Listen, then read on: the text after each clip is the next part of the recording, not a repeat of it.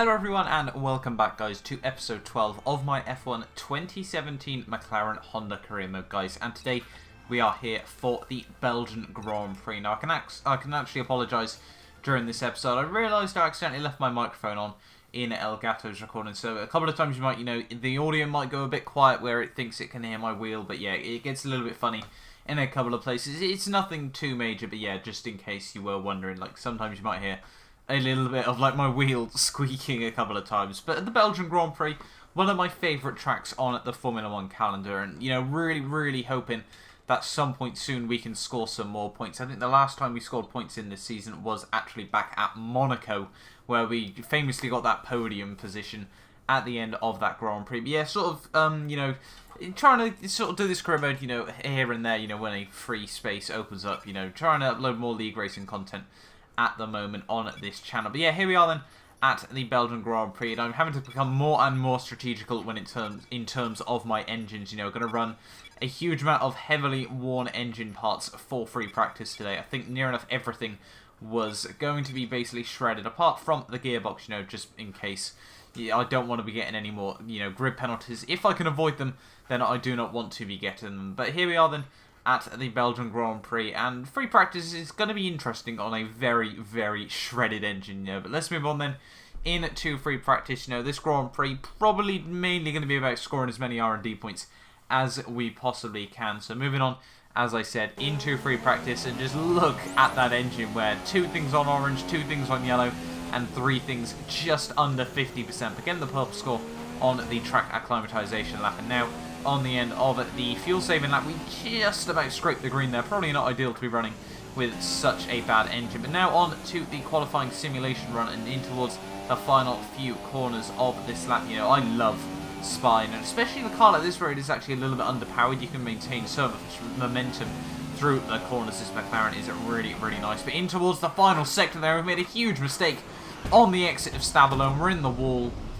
and that was certainly not what we needed to end free practice there. In the wall at the exit of Stavelone, the start of Sector 3, famously where I think it was, Jolyon Palmer unfortunately had to retire after the Renault car. The gearbox, I think it was broke. But yeah, making that tiny bit of a mistake, but still on the whole, not too bad a session there, getting some good R&D points in the bag. I think we got a couple of upgrades that are meant to be coming at Italy next time out, but up to 165 points on the car now. So, it's looking alright at the moment. But yeah, the gearbox now over 50% wear. But let's move on then into qualifying and on to my first run of the session. And this run had felt fairly good so far. A couple of small mistakes here and there as we come through Blanchemont. The final couple of corners easily flat out on this game. Pouan, if you get it right, is also flat out now, which is really enjoyable to do. But through the final couple of corners there, trying to use all the curb through the bus stop and down towards the line, we are going to go up into P5 there, just behind Kevin Magnussen there, just ahead of Pascal Wehrlein. So fairly standard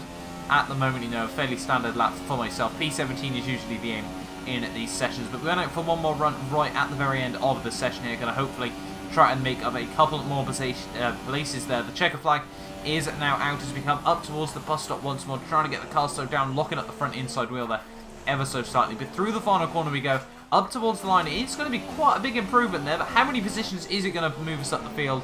I think it is going to be P15 on the grid there. So we made a couple of places, and it was nice to know, that we can, around tracks like this, really be fighting with a couple of the cars slightly higher up the grid there. But Sebastian Vettel is on pole with Bottas P2 and Hamilton in P3 on the grid there. P15, quite happy with that. But let's move on then into the Belgian Grand Prix. And it is set to be a very rainy race here at Belgium then. Not exactly what I want, but probably suits this car actually quite nicely in terms of these conditions. We've got a pretty damn good chassis in the grand scheme of things there, so hopefully, this can really benefit myself. Having a look at, the race strategy for today, and it's not reassuring. It's going to be heavy rain throughout this Grand Prix, so no famous Belgian changing conditions in this Grand Prix. Going to run a lap under the fuel recommendation for this race as well. But here we are then on the grid, ready for the Belgian Grand Prix, my favourite track on the Formula 1 calendar. It's 5 lights, and it's lights out, and away we go, and off to a massively wheel spinny start. They're going to try and get the power down just about. Kevin Magnussen on my outside there, down towards someone. They're braking very, very late into the corner. Going to try and have a look down the inside of Roman Grosjean there. He just about shuts the door on the entrance to the corner there. Runs a bit wide on the exit, and we're just going to try and floor it out of the corner there, up into P11 of the Grand Prix. So that's been a very, very successful start there. But Grosjean now down in towards Eau Rouge, going to send it back down my inside, and I do not want to be going side by side up Eau Rouge with another driver there. Unfortunately, losing out quite a bit of momentum through Eau Rouge there. You know, felt we could have got a bit more speed out of the car, but now up this next straight, we've got Carlos Sainz behind me in the Toro Rosso here, breaking down, and we lock up both fronts there, nearly run into the back of Roman Grosjean there, run very, very deep into the corner. A tiny bit of contact with Carlos Sainz now as he tried to hold it side by side through the next couple of corners here, but Sainz now moves back up into P12 of the Grand Prix there. So we've made it still a couple of positions up at the start of this race, going full opposite lock in towards the hairpin there, and somehow able to keep the car facing the right direction there. But Carlos Sainz still just ahead of me here as we go through No Name's corner and down in towards P1 for the first time in this Grand Prix here. And we're going to try, you know, it's far from flat out in these wet conditions there. We get the car turned in quite nicely there, and down toward the end of the lap here, in through the bus stop here to finish the first lap of the Grand Prix. Valtteri Bottas is leading the Grand Prix here as we try and get the power down out of the final corner, nearly put in the wall as we come up to the start finish line there. That would have been quite a costly error. Down in towards Tomon, Carlos Sainz braking very, very early there. We lock up both fronts there, somehow just able to avoid him on the exit of the corner there. Then, you know, we've moved now back up into P12 there after squeezing off Carlos Sainz out of turn 1, but now slipstreaming Roman Grosjean down in towards Eau Rouge there. He brakes very early into the corner there. We have to avoid him there, and unfortunately the back end's completely snapped out. We're in the wall, and that was not how we needed to end the Belgian Grand Prix there. In the wall, and you know, we almost kept it Magnussen that. And let's just have a look then on the replays. You know, I felt Roman Grosjean broke very, very early into the corner. He's already braking as we go into the start there, and I can't get close enough.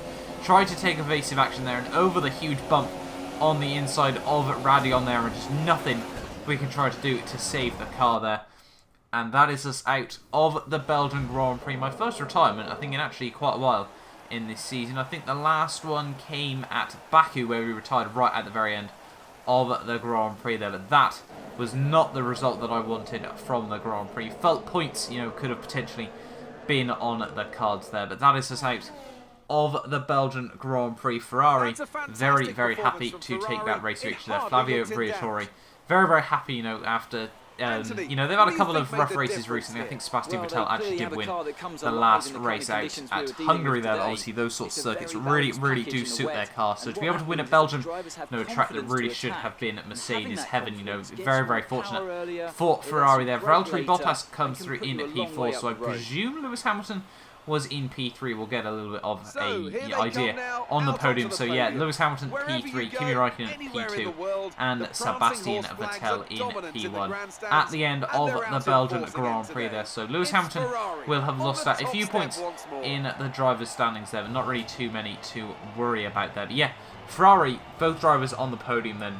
Good result for those guys, but hopefully, you know, in our championship position, you know, we won't have lost out on too many points to the teams around me here, but we'll get confirmation of that in just a second there. Having a look at the end of the Grand Prix, Sebastian Vettel, yep, did win that race. Hamilton second, Räikkönen third, Bottas fourth. The Red Bulls fifth and sixth with Felipe Massa P7, Hulkenberg eighth, Sergio Perez ninth, and Danny Kvyat doing very, very well in that Toro Rosso to finish in P10. But yeah, having a look, we unfortunately weren't the only retirement there. My teammate Stoffel van Dorn, P17 at the end of that Grand Prix. Not the ideal race for him, but in the driver's standings, not really too much has changed. Valtteri Bottas has jumped Max Verstappen for P5 overall, but apart from that, no real changes in the driver's standings. And having a flick over to the constructor's standings, and I think it's probably going to be the same sort of story overall there. We're still in a P8 overall, 10 points behind Toro Rosso there, about 18 behind Haas, so P6 overall could still be an aim. But hopefully,